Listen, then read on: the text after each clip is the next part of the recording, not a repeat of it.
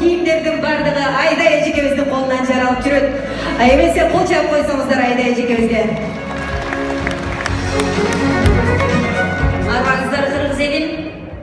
Бүгүнкү байрамыңыздар менен 2017-2018 жыл жыйынтыгынын негизинде Маданият, маалымат жана туризм министрлигинин колдоосу менен Алтын Өн продюсердик борбору, анын ичинен Жыргалбек Шакиров байкенин тарабынан уюштурулган жыл мыктылары жаңы жылдык сыйлык тапшыруу азегинде Жаштык кез аттуу чыгармасы менен Кайрат Кыргыз сыйланат. Куттуктайм.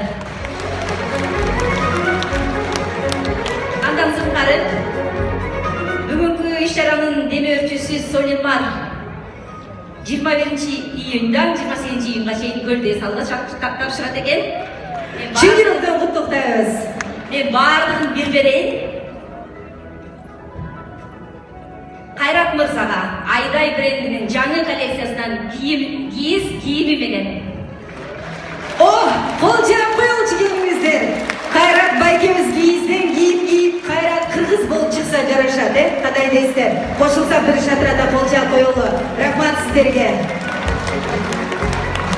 Мана Кудай буйрса, ырчылар менен биргеликте Кайрат байке сиз дагы Солимарга барып эс алат экенсиз. Ал жактан ырчылардын жүрөгүн түшүрбөй, жакшы чыгармалардан жаратып, дагы бир өзгөчө стиль таап келесиз деп ишенебиз. Кайрат